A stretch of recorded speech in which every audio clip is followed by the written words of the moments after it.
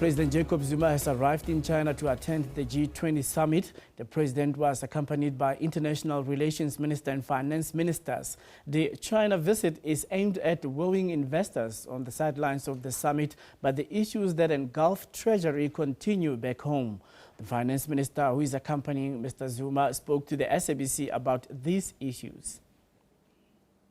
Touching down in China for an all-important G20 meeting, it comes at a time when SA and the world is battling many economic challenges and the announcement by Future Growth that it will stop loans to SOEs. It's a very concerning development. But in the second instance, we as the Treasury have been warning both political figures and people who run some of our institutions, be careful, ensure the right kind of integrity, make sure that your governance is right, and don't think that the world is not watching us in some of the things that might be happening in some of these SOEs.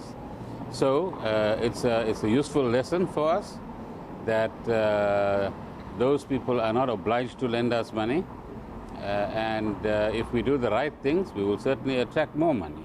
So our aim will be to work with all the entities that we are directly responsible for as the Treasury, but also others as well in the governmental system, to say let's get back to basics, let's get our governance right, let's get people with the right kind of expertise to run these institutions, stabilize the finances, make sure that the way we run the finances is not an imposition on the fiscus. Today, a statement by the Interministerial Committee surprised businesses, banks and the markets. Mining Minister Mr Zuma, in a hard-hitting report, recommended a judicial inquiry into banks.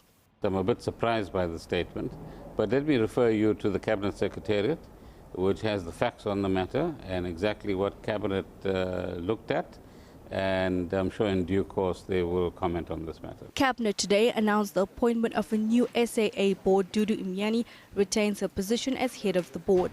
We've had many months of consultation about the composition of the board, and I believe that we have some very knowledgeable and people with great expertise and integrity on the board.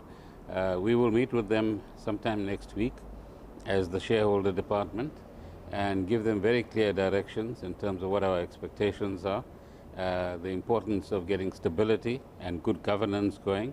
And our immediate priority will be to get some stability on the financial side, but more importantly, get the right level of expertise in a new CEO, a new CFO, and competent people to handle the technical side of an airline business. The minister will have to deal with tough questions at the summit, where these issues will have to be clarified to investors.